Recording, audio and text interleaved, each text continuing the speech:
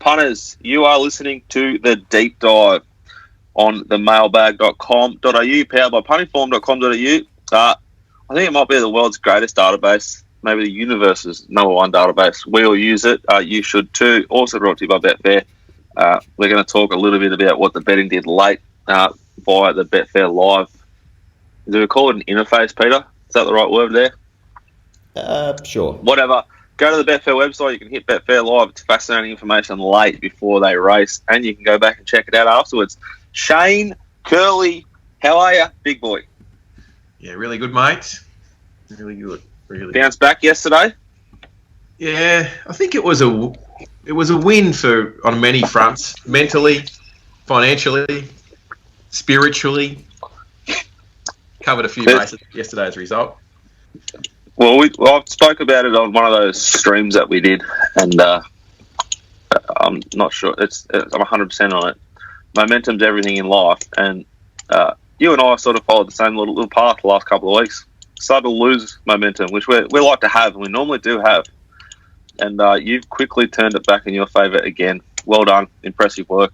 Must be feeling pretty good.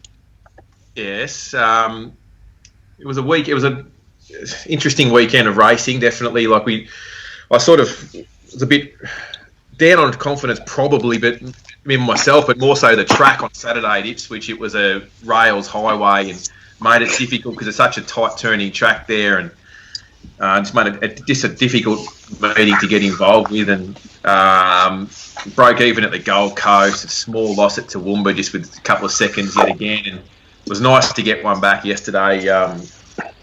Started sort of questioning myself a little bit on some of the jump out mail. I'm not sure whether you've seen the race 2 yesterday. There was a horse of Tony Gollins which had publicly trialled a couple of times and won both trials by 8 lengths, and I think it went around at like $1.35, and I bet against it on an unseen first starter from Toowoomba who sat 3 deep on speed after jumping in front, didn't go on with it, and then tried to restrain and cop a sit, and then didn't and couldn't, and then the horse was a bit lost around the corner and ran super to run second. So, and then into the last. So, the biggest bet of the day or the weekend was the last race at the Sunny Coast, and gee whiz, that was some win for those that saw it. 4 and 5 beat the trip on one rein all the way up the straight, laying in, and then veered out from the 100-metre mark and still managed to get the job done somehow. So, 100%. That's why you need Curly to hold your hand if you're going to bet up north. How do you handle mentally? Like, do you change anything?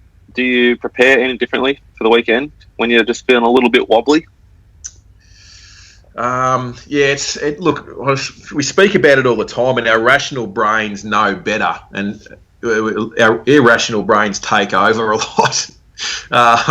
Particularly when you look at, say, Saturday. The preparation's the same, but Saturday at Ipswich, for example, I think I sent out after race 2 or 3, I can't remember, that it looks on pace fence here, but I'm not sure. And then the second horse come from the back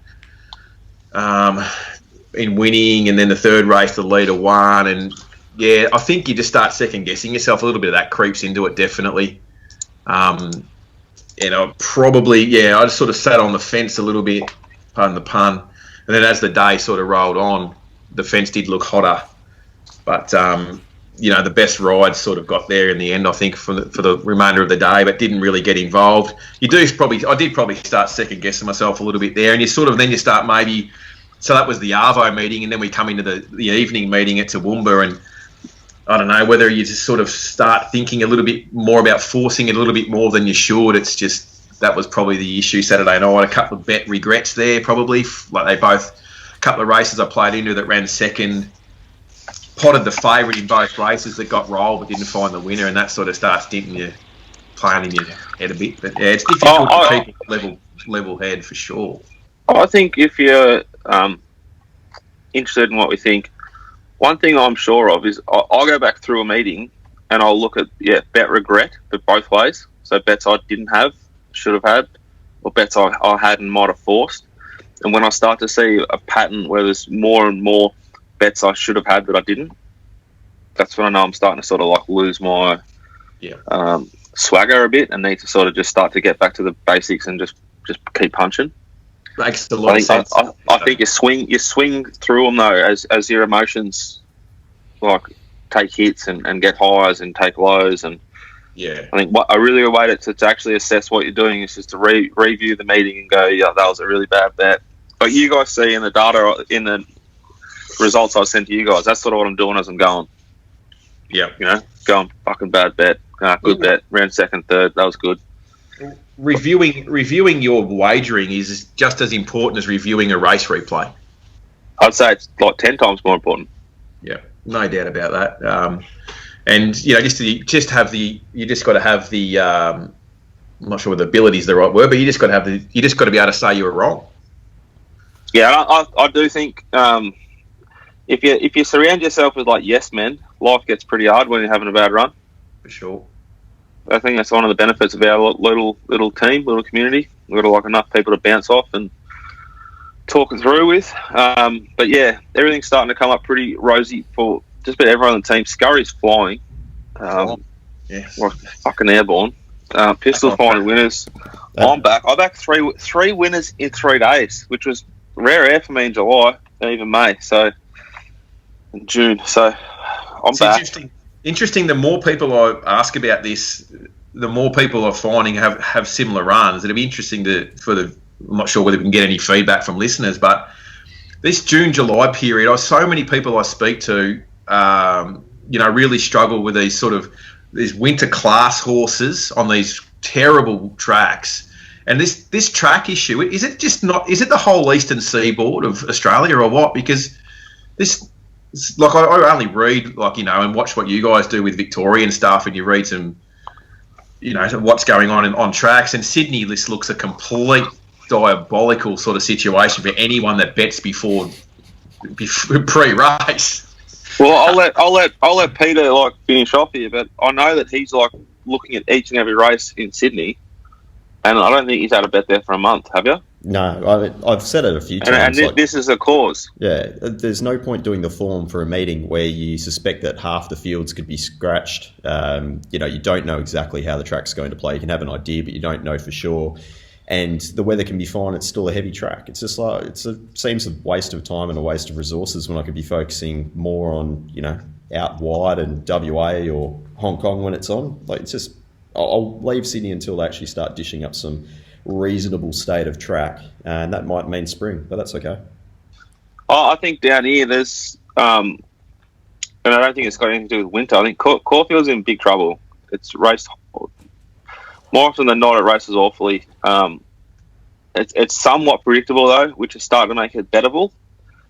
But you still want to sort of watch and wait and make sure you know where they're going to be winning from. But Flemington on Saturday was a great track, and I said it before, to the guys who get our stuff, and you guys see it. I was really keen to try and get as many units out there as I could on Saturday, trying to make the most of a really good, fair track. I reckon we were pretty stiff not to win a fair bit more, but I'm happy we sort of won and got the momentum swinging our way. But we'll get to Flemington later on. We'll actually talk about some of the ponies that ran around up there in Queensland on the weekend. Which races would you like to focus on, Kels? Well, we did have a couple of black type races in the Eyeliner Stakes and the Waterhouse Classic. You could probably look at some sectional data there, which I found interesting. Probably start with as we got further through the day, the lead times become quicker. As they cottoned on to the pattern. Maybe cotton onto the pattern, maybe class had a little to do with it as well, maybe, but... And also, it would be pretty hard for them to get any slower. They couldn't have gone much slower, really. So the first race, if they raced, the first race ran in Victoria, the stewards would have built a statue to the two leading jockeys there. They couldn't have gone any slower than that. 17 lengths below the all-average benchmark in race 1. And then race 5, 10.2, the winner went. 10.2 below the all-average. Wowee. The first race was more of an issue of the senior jocks that allowed a 3 kilo apprentice, Alex Pattis, to lead and just dictate. There was a couple of horses that I was nearly going to come into. One of them was Igor. Andrew Mallion is a passive rider. He likes them to balance up and get cover and produce them late. It was one horse that defied the pattern on the day off a ridiculous lead time, just out the back, poking along, and they all thought they'd pull out at the top of the straight at Ippy and win. Obviously, the straight's about 300 metres, 270 metres there, so... It's clocked the 10th fastest last 400 and the 3rd fastest last 200 metres of the meeting. It was certainly one to follow, but, you know, it comes off of... It sort of went out... It was like 22 lengths below all average benchmark. Yeah. So it was entitled to run on. The other one was probably race 3. We had something fighting T.O. on the basis that it was down in the weight and had a senior jockey on. Well, I backed it because Brad Stewart originally, and then he couldn't get down to 56, so Jim Byrne took over, but still rode it how it needed to be ridden. Probably the one out of that was Sir Barnabas, who was back as well, and it really got home nicely. Couldn't sustain the effort over the final furlong, but certainly made good ground from the around about that sort of 600, 700 metre mark. How do you read that sort of that last 200 is a bit scary the way I read data. Certainly knocked up. Certainly peaked at its run at the 200 metre mark, didn't it? Yeah. Yeah. Look, it's just one of those. It's just a strange meeting. It's going to take some work to get through it. There's a lot of horses there that you just got to completely forgive. And probably a couple of horses that you need to give a tick to. Sort of running well against the pattern on the day. Probably the best race one of the better races to look at tactically. It probably was race 7 with Vanderpur. Now, I think by this stage of the day, horses that were pulling wide from the 400 around that last corner were just pulling out and just going nowhere throughout the day. Jag Guthmann-Chester didn't do that on Vanderpur. He rode back to the fence and rode for a bit of luck, and then shot the gap through the inside and basically rode the bias to my eye. Now, whether he meant that or not, I don't know, but it's certainly how it looked. Right of the day, clearly. Not much more to say. It's a horse that we've been on before, actually, on the service, mailbag service, and I just couldn't possibly come into it just the way the track was playing, and he rode it. Rode to the bias and got the money. The tempo was on in that race a little bit too. They sort of went a lot quicker there than what they did earlier, and then by the last race, which Solar Star won. They went out a lot quicker. Very quick for the day. Now, quickest lead time of the day by a substantial amount, like nearly 3 lengths, was it? About 4 lengths. The race 6 went as fast to the 600, but this horse led that race, whereas the winner of race 6 was 1.7 slow, whereas this was 2.5 fast. So this horse was able to lead and continue to and hung on, I suppose is the right word to use. I don't know whether it certainly paddled late, but on the fence and had the advantages and was able to kick. Jammy Lady come off its back, unable to run it down. We're on satin socks here. I'm not sure whether you've got the betting fluctuations there. Pistol. Yeah, give me a moment. Sorry for the short notice. Sorry, guys. We've got a long way to go to get to be a professional podcast. We're just taking our time. Enjoy the process. We're on satin socks here. Now, I'm pretty sure the official SP, like fixed price, or what do they call it? I think the QOP. The QOP was 26s into 10s SP to 11. So what price do you take? We've had a small bet each way at 26 and 6 for the service. Purely based on it's going to come across, it's going to find a nice spot, 3rd, 4th, fence or one off. Just need Ronnie Stewart to not pull out, rounding the corner by this stage of the day. Just stay in. Please stay in the running line. Ron. Don't pull out, Ronnie. There's no need to. The fence is hot. Just stay there. Anyway, Ronnie pulled out. Ronnie's pulled out. A couple of horses from back in the field stayed in and got the run through the inside, and we've sort of pulled out and gone nowhere off that where they've all gone through throughout the day. I think Multaja and Strome were a couple that were back in the field. I mean, Multaja's a complete nonny anyway, but it's sort of got back in the field and stayed inside and got through and ran third. I think Strome was another one. Third. Strome fourth. Multaja's run on from 12th in run. Clocked the 9th, fast the last 200 of the day. Yeah, certainly nonny in that race.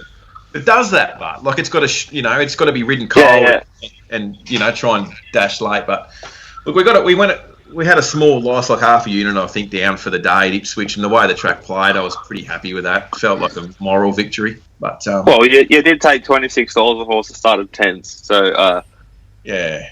Look, and it looked disappointing to the eye, probably too, and even on the data from it's paddled. But look, it's not the only horse that got in that part of the track and paddled on the day either. So, and Ronnie's pulled out on you, which is disappointing from Ron.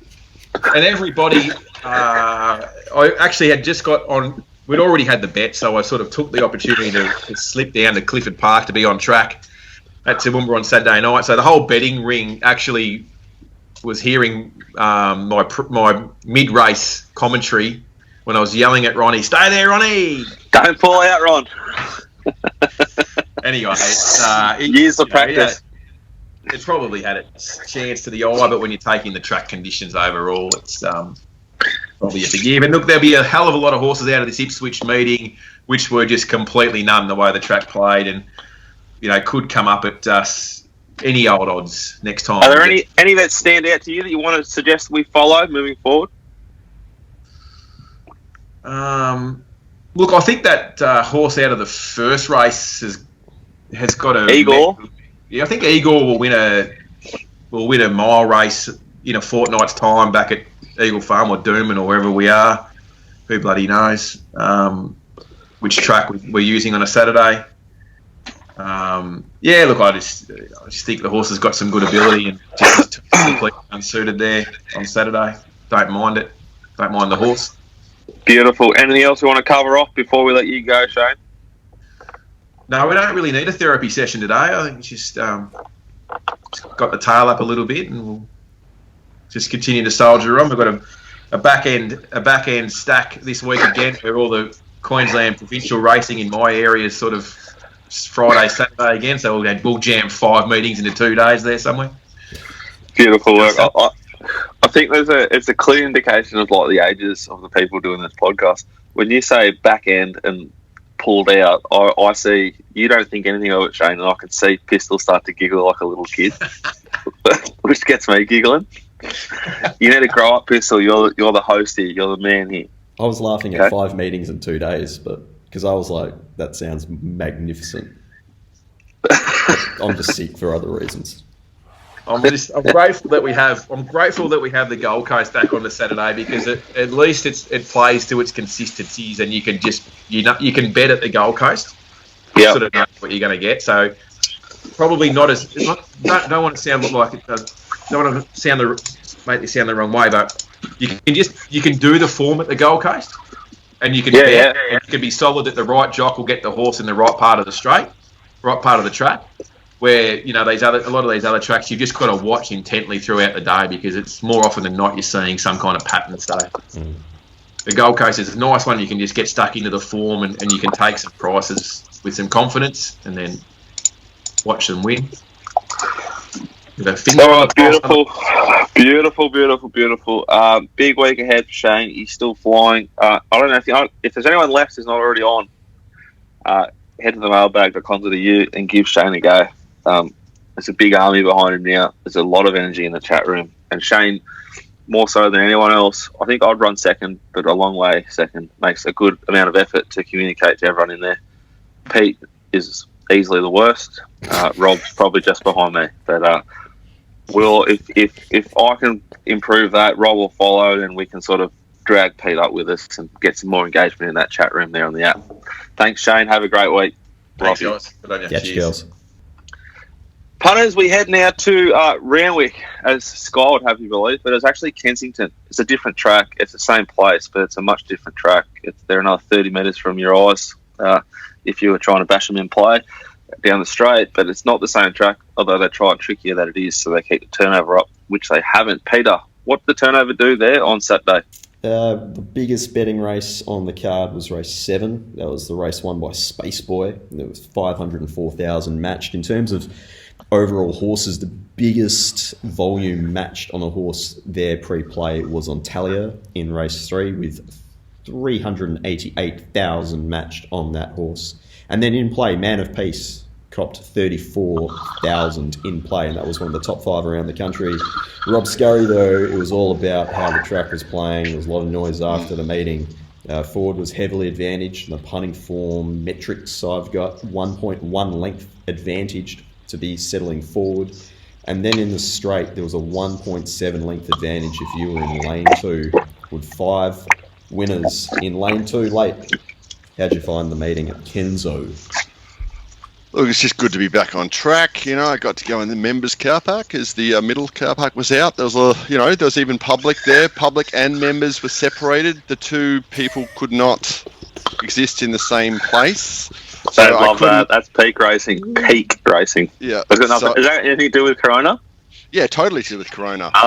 Tracing. Okay. So if I wanted to look at the horses downstairs, I was then supposed to move on and go all the way up to level 3.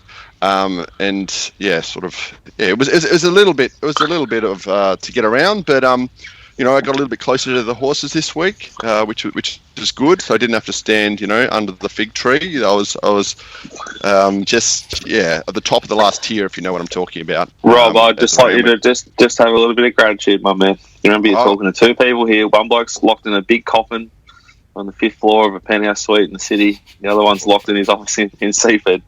The last thing we need to hear is you come on here and complaining about looking at ponies on track, all right? We love you, but we just need a little bit of gratitude. Yeah, okay. Look, it was good to be out. It was a pretty bog standard sort of city meet. I got excited about race 3, the Ciurleo race we're going to talk about, I guess. Yeah. Because there's a horse here that I found called Emeralds, which just looked bigger and stronger and possibly better than Ciurleo, who looked like a beautiful moving but slightly immature 3-year-old filly who I think will do better with a preparation under her belt. So, if I was the Sheik, I'd be putting her out for a little bit and maybe come back as an autumn horse, because I think she's going to get back. She's going to get bashed up by some of these better fillies when they come back. She's just put the horse out, let it grow, and it'll be a nice, it's a lovely mover, lovely walker. But Emeralds, she paraded outstanding. I wanted to go harder. I wanted to take on Ciurleo, but the track kind of graded me up, and I'm thinking, $7 is a great price, but it's probably $7 for a reason. But she looked bigger and stronger, like a year 10 against a year 8 juvenile. Yeah. Yeah, I reckon that those silks, they buy great ponies or they breed great ponies, whatever it is. I don't know. What are they? Who are they? Anyone know? I don't know, but they had that good filly for Friedman a while. But yeah, South Bank as well, big beast. Pinecliff Racing. Right. Pinecliff Racing. Pinecliff. Yeah, so Christopher Pine. He's hard to cop. Christopher Pine. Oh, he's one of the better ones, I reckon. They're all reptiles. Oh, careful now. It's not, they're all equally bad. Yeah, they're all reptiles. Except for maybe Tony Windsor. I know a few people won't like me saying that. at least he went after the pokies, eh? He didn't win, though. No, I think he got beaten down. But yeah. Look, it was a good filly, and I guess we move along to race 7. Race 7, Spaceboy killed him. Yeah, so I guess the noise about this race was how many leaders there were and how fast they were going to go. Well, they went dead even, so that didn't really eventuate, and you just saw Spaceboy kicking away on the fence in the straight, and I don't know, I'm not sure what it traded in play necessarily, but hopefully you got something out of it, Scuzz. No, I didn't get up to level 3, so I was watching sort of from the mounting out on the screen there. And Kathy, he's a bit anti-Kathy, I mean. She's all right. But look, I was unlucky here. I've had a decent crack at Black Magnum, who doesn't look like a wet tracker, with my man T. Sherry on board, going for the trying to split the lane 1 and lane 2 with a whole lot of pony. and just got spat out the back. That happens in racing. I think my thinking was actually sound on this race, unlike Emeralds, which was always going to get back on a track that it was not going to favour. But that was only race 3. I did think they'd get wider as the day progressed, but that didn't eventuate. But Black Magnum, T Sherry, look out for him in town, claiming 3. He went for a gap that I haven't even brought myself to watch the head on, but it should have won. I think I was right with they didn't go, as you said, fast, but there was enough speed in the race, and it got a nice little sit behind him. Couldn't get through him though. Can I talk and we're about any going other to ones? move to race 9, wasn't it? You want to talk about? Yeah, this is my missed opportunity for the day. As a pretty average bunch of horses. They went pretty quick to the 600 here. Right. Second fastest race of the day to the 6. Yeah. Well, the favourite was the favourite. I just haven't got it up here. It's John O'Shea. I think it was number 11. Legay Soleil. That's the one. Looks like a proper wet track type. Not my kind of type, but completely at top. Not even a hint of arse sweat. Just walked around really well. Kind of athletic compared to Ciurleo, who even when I took a week off, I gave the punters on the chat back Ciurleo last start at 15:20s. And by this stage of the day, I was thinking this is the horse that struggles to get out of the gates. It's going to get back on a leaders. What about this? The go for Assault and Battery. This is a strong go. Big go, punters. $23 at 9 a.m. $23 at 9 a.m. It started $5.50, $6.50. It's a bush horse. That's a big proper go. Who trains that? Daniel Sieb.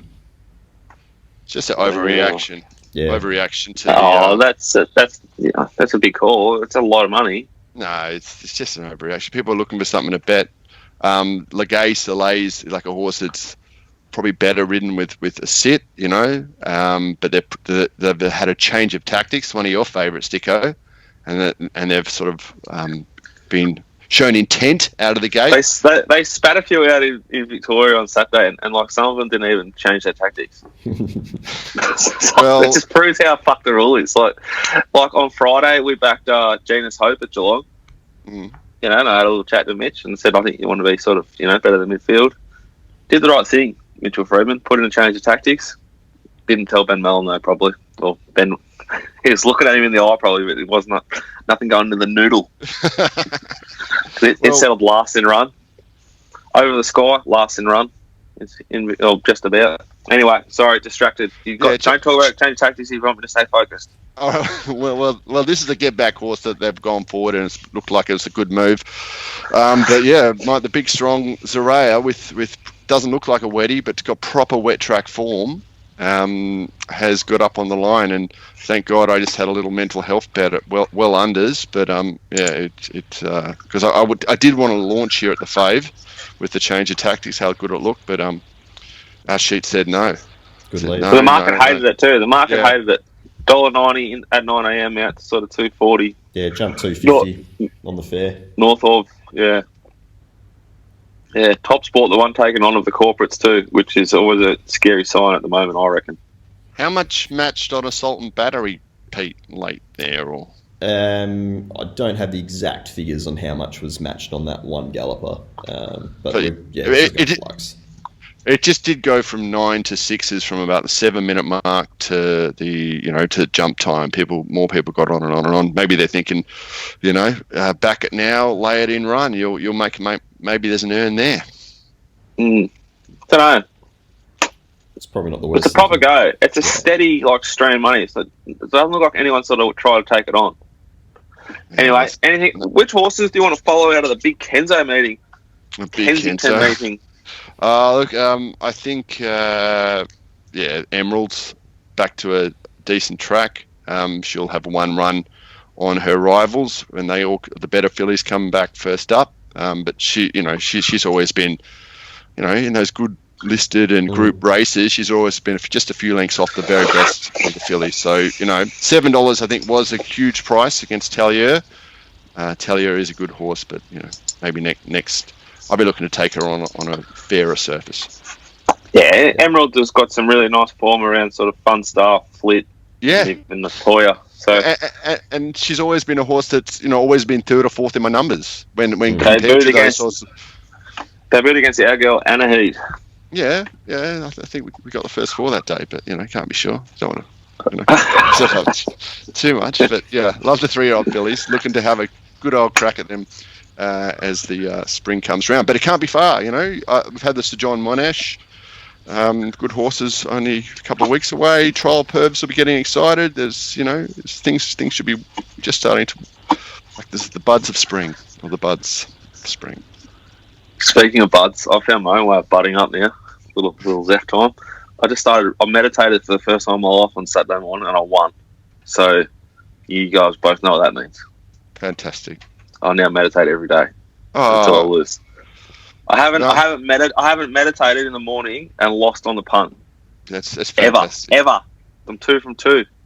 That sounds like a bit of A game. Finding your A game in meditation. It genuinely made a difference to my headspace. It's a long 8 minutes. It's a long day, man, and you've managed to grind out a win. Had a decent win in the end, but you must have been a bit of a roller coaster, and I guess that meditation might. Just well, I suppose just we should just swing. We should just swing straight to Flemington. Then off that, it was an absolute fucking roller coaster. Race 1, I backed. What did I back? I know they run 2nd and 3rd. Mr. Mogul, who should have led, didn't, and I backed Fight because God bless you, racing.com. A couple of things I've learned. The number one takeaway from the weekend, guys, is they love showing proper pony parades early in the day. Then they get a bit distracted late in the day, and you might sort of miss, a third of the field parading. But early on, you get them all. And Fight, if we were there, Pete, I would have fucking launched this thing. Launched. It was clearly the best parade. Beautiful, beautiful walk. I don't know if it could have won, but to get beaten by Bumper Blast, who the trainer even said, and you could see in the yard, like it was just there for a run. This horse is a freak, I think, Bumper Blast. It's the horse to follow from the meeting. I don't think they were even trying. It just sort of did it, and they've run a big time. But sick to not collect back in 2nd and 3rd here, particularly the 3rd horse, which actually finished 4th, but Snitscraft rolled out bad. Campbell Willer, P. Stokes, which was out. No, I won't talk about that. What other races should we talk about there? Well, I think Alcyone is probably the one you have to talk about because it was the highest match horse pre-play around the country, $456,000. And then also in play as well, there was a huge amount of cash traded on that pony as well. Well, it was soft late, if anything. Well, I got out at $2 on the course. What did it start on the fair? Max price of $2.10 it hit. So they wanted to take it on, but then I thought it paraded pretty well. And it was the only horse I could have backed. I think I said it in the text. Like, I think this thing's immoral. I just don't want to get stuck into John Allen at this price. It wasn't a horse. It was John. John Allen rode outstanding on Saturday, particularly for the Sheik. The second horse, which was the obvious challenger, it was coming off that huge SP, so I didn't want to be with it. It's killed him. I think it's killed him. It did it comfortably. It's very, very green. It's very hard to a horse to profile. I don't think it's anywhere near a genuine Derby chance yet. But again, they walked here. The horse is yet to sort of do anything that is anything of any sort of substance. I'll dive into its data. So first up at Ballarat, it went 9.9 slow to the 6. Ran second to a horse I don't really know. Second up at Flemington, it went 12.1 slow to the 6 behind Cherry Tortini. Third start, it went 6.6 slow to the 6, beaten by Cherry Tortoni. And then on Saturday, it went 5.8 slow to the 6. So, as I said, the last time it ran, you can't. I'm definitely not saying the horse is no good or sacking it, but you can't stamp it as a proper horse yet because it hasn't been tested. And it could be a little bit like that good horse for Matt Williams. harbour views. Like, that horse relished the opportunity to go fast early and put away and ran a huge figure. And then when they went slow, it was beaten. So the horse might explode and go really well when it's put under more pressure and it exposes itself as a genuine stayer. You just can't tell. You're purely guessing. I have no idea about the horse, to be honest. It's a nice horse. It looks like it could improve. What else should we talk about, boys? Well, probably the other race to focus on in terms of betting pre-play was South Pacific. That horse had 300,000 matched on it. Fuck me. What about we missed half the parade of one of the biggest bet rate horses on the card because .com decided to do a piece on this race that was raced once before, and Flemington decided to bring it back. Probably paid for by the VRC. Either way, irrelevant, and no one cared, and we missed the ponies parading. Frustrating.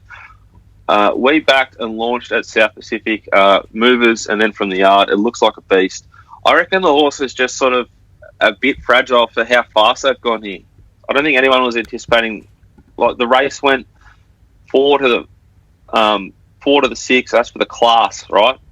So they went 9.8 fast to the 600. This horse, South Pacific, was sort of given a soft run there at Caulfield where they went 7.8 slow to the 600. This race here, it's gone 7.9 fast. It's still got through its work and closed pretty much as well as anything. What Craig Williams did to Alphaville here, I still don't understand what happened. It was sickening. He jumped well, pinged the lids. You did not want to be worse than midfield on Saturday, as is normally the case in any track in Australia. But this is race 6. Craig Williams is going to win the premiership. Like, he's obviously a superstar. I don't know what he was doing with his lack of intent through the middle section. Then the horse yet again found trouble, followed the winner. Well, Oliver pulled his pants down. Outstanding ride. Stretto backed up that good run and was heavily backlayed. Mm-hmm. Again, mental health just starting to really sort of just go back to that meditation, Jack. Because I backed Kurame here at I think we took 40s. Yeah, it poked through. And about 150 out. Because I watched it, I was just off the parade. I was like, fuck, I just need to get it back on course and I'm going to be rich. It's sort of peaked on its run. The inside horses were suited. Over the Sky, change of tactics horse, ended up settling last. The widest horse in run, totally forgive it. It's a good horse worth keep on following. Leonardo, Elton Zara horse. It was probably the run of the race. It went good. Outside of that, what other races should we talk about, boys? Your last winning race with John Allen. Great ride, John. God bless him. Made it a winning day for me, for the movers and for the yard stuff. Walk good. Looks like a better horse than a benchmark 78. Pinion. Fuck. It's a love-hate relationship with Oliver. Depends if you're on him or you're not on him. You know, if Kurame ran second to his brilliance in that race, I'd want to kill him. And then here mid-race, you can just see that the goat is just which horses he decided to follow. Knows he's going to get a beautiful toe in the race. Our horse, Secura. He was right behind us, smoking the pipe. God bless John Allen and his strong Irish arms, just pushing that thing out, flailing those arms. Halfway down the straight, I did think we also backed Devil's Reign. It ran a huge race, and I thought it was going to win, sort of 400 out. It's sort of if the inside's quicker than the outside, we're sort of sweet either way. I was thinking, but then Oliver was just there smoking the pipe. Decent race for a benchmark 78, Peter. They've run an enormous figure here, haven't they? Oh, for the class, the actual speed they were going for the class was 16 lengths fast to the 600, which is you don't see faster than that. Big race, big performance. I thought we should make mention just quickly. Matthew Kamani is a very, very good trainer, I think. His ability to maintain and improve the ponies is quite impressive. I think he's a trainer to sort of black book and follow. Going to really be watching him closely over the next month or two. The training performance with Credence, he's improved this horse dramatically from the Hayes camp, which not many of them do. Very rarely do. The horse was very, very good winning first up, beating Artie Lucas, who's a good pony. Second up, it was enormous on a heavily biased track at Caulfield. It went as good as it could have gone. I think we marked it as a horse to follow from that meeting. I was worried the barrier 10 here. It sat 3 wide the trip. So I was right, Jack. Well done, Jack. You mapped the race well, mate. Well, you still underestimated this horse because it's still shit in. I thought Jamie Cargate vacillated the ride of the race 3 wide just behind it with cover. I thought it was going to fucking kill him at the top of the straight. And I did say to myself about 700 out. I said if I was there, I'd take everything on this horse down to about sort of, 20 ticks below its SP. I'd just take it all. Vacillator? Yeah, it had its back. I knew Credence was going to run a race. Autumn Sunfall. I thought it's got its back. It's close enough to it. It'll be strong here. It's run second, but it just couldn't get past this horse, Credence. Proper training performance, Matthew Kamani. He's got proper ability as well as a good pedigree. Anything else we should talk about from Flemington boys? What about the... I just wanted to know, is the betting, with the betting, does New South Wales get on the podium, the premier racing state? With the betting, do we have one of the biggest betting races of the day? Only just. But not particularly. Yeah, it's. I mean, really, if you're going off what's on Betfair, which, we've been through this a few times before, the actual taxation rates in New South Wales and in WA make it very difficult for punters to and bet. almost stupid for enormous punters to bet there. Yeah. Anyway, just quickly, I think the horse to follow from Flemington's Bumper Blast, I think... hang on. I also think from race 8, Polly Gray is flying. Waller horse. It'll probably keep improving through its prep. He slaughtered this thing. Like, utterly slaughtered it. The ride on Polly Gray was almost as bad as the ride on poor old Ciurleo. Sat 3 wide the trip. Oh, I was on that. Well, what the fuck was that? You couldn't get off either. It was all in about 5 seconds. It was like $15, $18. Well, that's fast. Someone with a fast speed there, because you can't lay that thing that early unless you're there and got it live and know he's not rolled forward, because Blind Freddy's thinking he's going to roll forward here. He has to. It's Ciurleo. Anyway, he didn't. I thought the ride on Ciurleo and the ride on Polly Gray were 2 of the worst on the card. But I want to follow Polly Gray and follow Bumper Blast. Belmont, Peter. Yo. What do we want to do here? Tough day. It was probably the best strip I've ever had. We didn't put out too many units, but we had 11 bets, and 10 of them have run from 2nd through 4th.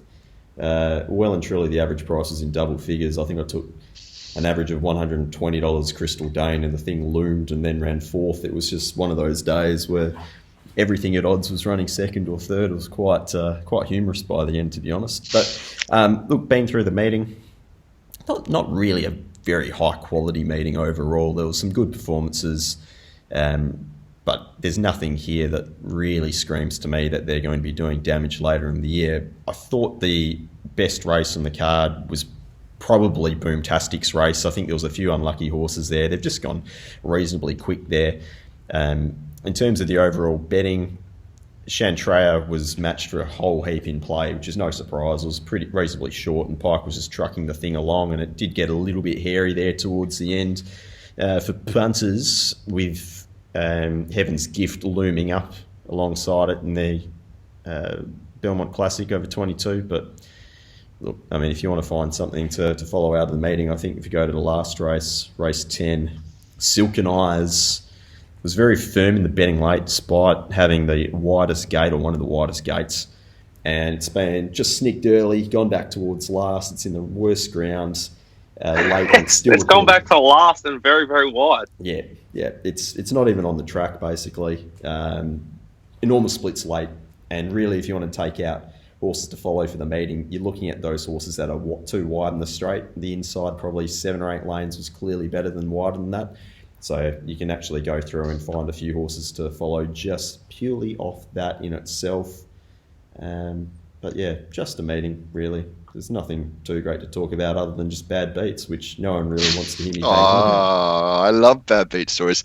Was that the thing to follow in the blue and white, number 6, flying home at the end? Apollo. Looked like it was going to get there. Yeah, Apollo in race 9, took an average of 20 there and lost by 0.2 of a length. And looked home at the 100, mate. Yeah. Looked so home. Yeah. Just like, Pete's going to get out. Yeah. Pete's gonna, no, he's not. No. Oh, the great game.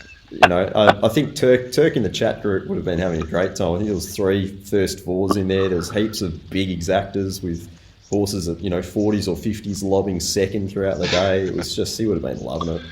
I don't know. You can go on forever about these sort of things. It's just it'll turn, and like we're sort of just. He would have had a big day, because he had like a fight run third in the first race at Flemington at big odds. Ciurleo running in the numbers. If Devil's Reign had run third, I wonder what would have happened then. Just would have exploded. Might have been another shipment from the Scuzz operation paid for by the Turk. Where are my glasses, Turk? He said he's going to send me some nice glasses. Shout out to him.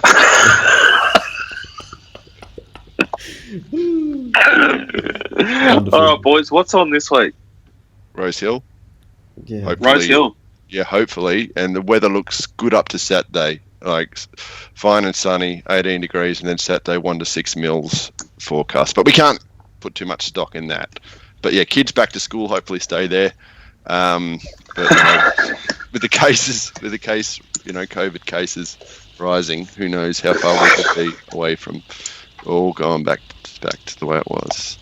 Well, we've got a .com tomorrow, then a Hillside, which looks decent on Wednesday. Warrnambool and Swan Hill Thursday, Friday, and then Caulfield on Saturday. So I'm not millions to take the day off on Saturday. I'm very tired of trying to make money there at Caulfield. It's just a shithole. Might be the Bletchingley Stakes. Well, maybe I'm 2 weeks early, but yeah, look, there's genuinely a might back a couple of Black Booker movers, but just to sit there and watch. Yeah, try and watch the parade shit whilst they stop showing parades randomly. Like the parade thing, I'd rather they just sort of showed nothing or showed all of it. Like each race, you're just kind of like such a peasant at their mercy. Like, are you going to show me? Okay, thank you. Okay, yeah, that was an important story. Yep. Who's alive in the pick 7? Sweet, that's good. Can we go to that's going to grow the game. Yeah, and the market movers